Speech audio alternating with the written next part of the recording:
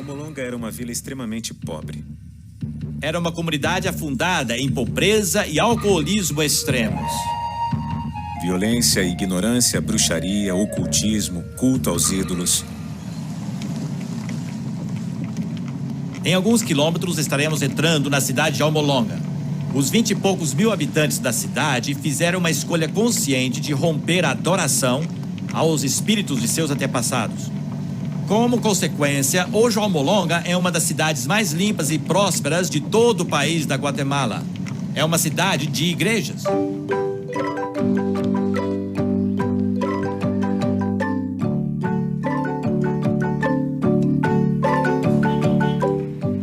Muitos citam Almolonga como um exemplo mundial de transformação comunitária. E talvez até seja.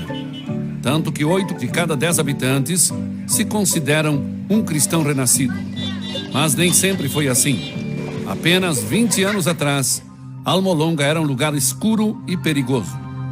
Sofríamos com pobreza, violência e ignorância, e além disso, o álcool era o problema principal. Se você viesse a Almolonga há 20 anos, pela manhã, às 7 da manhã, e andasse pelas ruas de Almolonga, você teria encontrado muitos e muitos homens caídos pelas ruas, porque estavam completamente bêbados. Nós tínhamos muitas cadeias, porque tínhamos tantos problemas. O chefe de polícia, Donato Santiago, recorda que as pessoas estavam sempre brigando.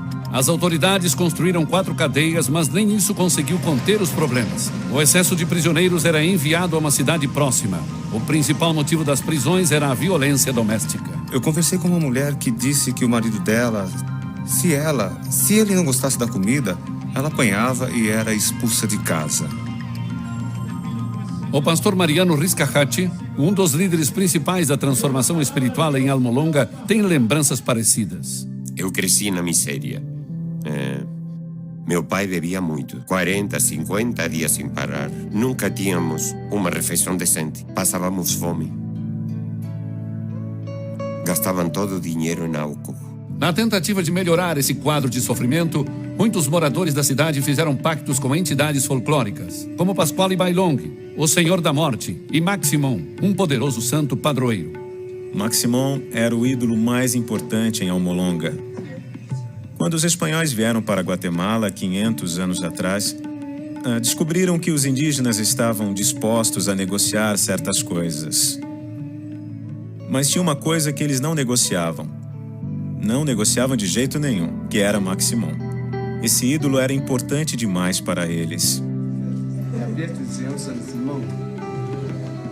Esse sincretismo se tornou uma fortaleza poderosa. Embora Maximon fosse apenas um boneco de madeira, o espírito por trás do ídolo detinha um poder tenaz sobre o povo de Almolonga.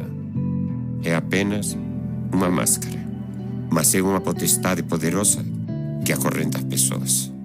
Durante esses dias obscuros, o evangelho não prosperou. Era comum evangelistas de fora serem atacados pelo povo com pedras e paus, e pequenas igrejas locais também eram apedrejadas. Cristãos evangélicos eram uma minoria desprezada. Numa certa ocasião, 6 homens enfiaram uma arma na garganta do pastor Mariano.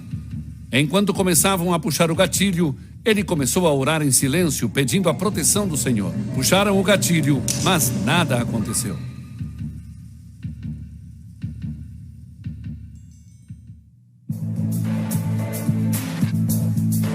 Salvo da morte, pastor Mariano conclamou seu pequeno rebanho para orar. Era hora de quebrar o domínio da violência, da superstição e da pobreza. À medida que os intercessores levantavam suas petições aos céus, eles foram cheios de uma fé sobrenatural. Nós falamos ao Senhor que não era possível sermos insignificantes. Se a palavra dele nos diz que somos cabeça e não cauda, jejuamos toda semana. Sábados tínhamos vigílias de oração. Foi isso que abriu as portas. As pessoas começaram a ser libertas, homens começaram a ser salvos e vir para a igreja. Foi uma bênção tremenda. Eu chamaria isso de avivamento. Depois que muitos sinais e maravilhas começaram a aparecer e houve libertação em massa de opressões demoníacas, as igrejas começaram a crescer.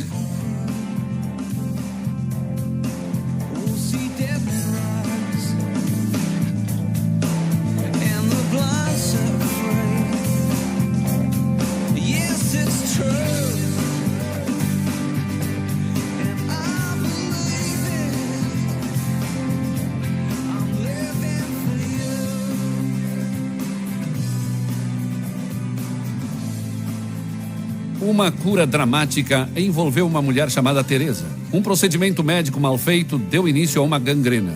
Seus órgãos internos estavam literalmente se decompondo. Eu senti uma dor muito forte. E eu não podia nem andar. Ela já estava para morrer, é verdade. Mas, graças a Deus, acima de tudo, na verdade, logo depois, chamaram o pastor e nós oramos por ela. A casa estava cheia de familiares e vizinhos que tinham se aglomerado do lado de fora. Todos pensavam que ela estava morrendo. O cheiro de morte estava por toda parte. Eles me chamaram para preparar o velório e no caminho para lá o Senhor me disse para orar por ela.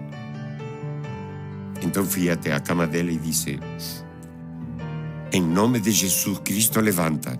E ela se levantou na hora e sem nenhuma doença no corpo dela. Ela se alegrou diante do Senhor por sua cura e deu graças a Deus por sua vida. Depois que viram o milagre acontecer, minha mãe e todos meus irmãos e irmãs também se converteram. Com tantos testemunhos dramáticos, centenas começaram a dar seus corações a Cristo. Quando as pessoas começaram a ver que o evangelho estava mudando vidas, passaram a prestar atenção. As pessoas começaram a se sentir mais e mais atraídas pelo evangelho porque viam a transformação na vida das pessoas. Agora, há mais de 2 dúzias de igrejas evangélicas em Almolonga, uma cidade de apenas 19 mil pessoas. A igreja do pastor Mariano, El Calvário, tem 1.200 lugares e está quase sempre lotada. Mas a presença do Espírito Santo não é medida apenas pelo crescimento das igrejas. Um passeio pelo agitado distrito comercial de Almolonga revela o impacto de uma transformação social. Ruas e comércios têm nomes bíblicos. Visitantes acham esse ato de fé público extraordinário.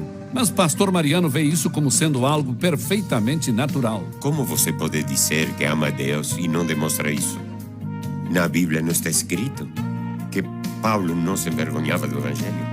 Antes, Almolonga era cheio de bares, com 36 ao todo. Agora há apenas 3. E à medida que a bebedeira foi diminuindo, a violência também foi acabando. Por 20 anos, a taxa de criminalidade tem diminuído regularmente. Em 1994, a última das 4 cadeias de Almolonga foi fechada.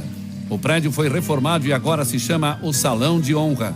Para o chefe de polícia Santiago, esses são os bons tempos. Não tem mais cadeias da cidade? Não, nenhuma. Porque você não precisa mais delas? Não, porque não há ninguém cometendo delitos. Esta é uma cidade muito tranquila agora. Até mesmo a vida agrícola da cidade renasceu. Durante anos, as colheitas ao redor de Almolonga foram castigadas com uma combinação de terra árida e maus hábitos de cultivo. Mas à medida que as pessoas se converteram a Deus, elas presenciaram uma surpreendente transformação da terra.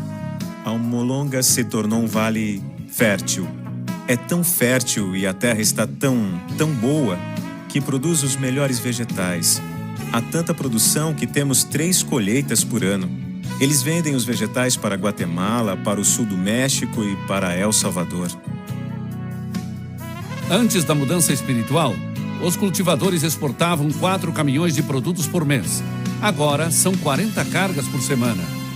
Apelidada de Horta da América, as colheitas de Almolonga atingem proporções bíblicas.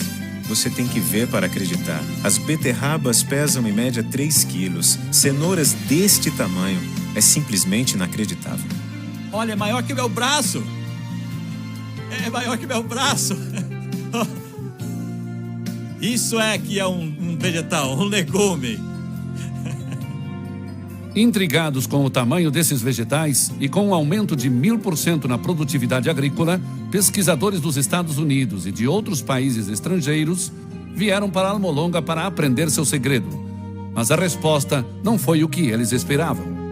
A sabedoria que Deus deu para os fazendeiros em Almolonga produziu melhores colheitas do que os métodos científicos.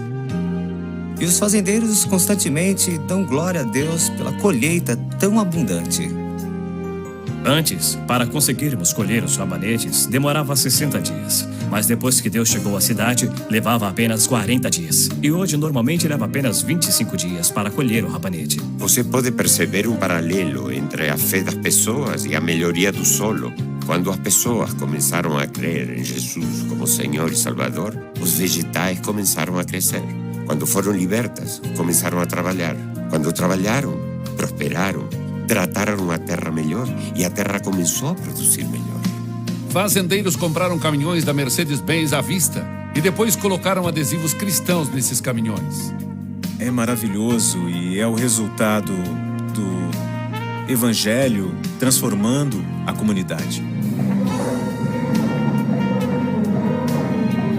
A idolatria e a superstição fugiram, deixando para trás um povo dedicado à adoração fervorosa e ao trabalho honesto. O estoicismo tradicional deu lugar a uma exuberância vinda do coração. Temos 20 igrejas protestantes muito ativas, muito militantes e muito envolvidas em oração, adoração, libertação e assim por diante. Apesar do seu sucesso, os crentes em Almolonga não têm a intenção de esmorecer. Muitos jejuam 3 vezes por semana e continuam a repreender as forças do mal através de oração e evangelismo. Enquanto as cidades vizinhas celebram o Dia da Morte, os habitantes de Almolonga se reúnem em massa para honrar o Deus vivo.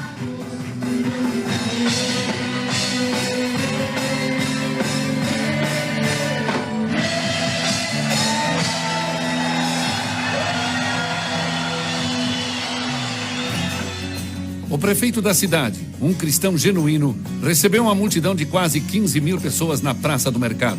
Eles se ajuntaram para orar por uma contínua expansão do Evangelho no seu vale e também ao redor do mundo. O preço que pagamos por isso é santidade e consagração. Oração e jejum nos dão a vitória sobre os principados. Não tivemos nenhuma preparação teológica, simplesmente nos colocamos diante do Senhor. Muitas vezes, quando falamos da transformação de uma comunidade, nós travamos uma batalha com a descrença. O nosso Deus e o Evangelho têm poder para realmente impactar nossas comunidades. Almolonga nos ensina que sim. Era uma comunidade entregue à idolatria, bruxaria, alcoolismo, famílias desestruturadas. E agora temos uma comunidade totalmente transformada. Isso é um lindo quadro. Então sim, se Deus fez isso lá, Ele pode fazer isso aqui na minha comunidade. Deus nos levantou e nós temos que aproveitar essa oportunidade. Deus vai usar nossa geração na transformação. É um espetáculo tremendo ver o efeito do Evangelho, porque podemos realmente enxergar as mudanças, e é isso que queremos para nossas comunidades e nações.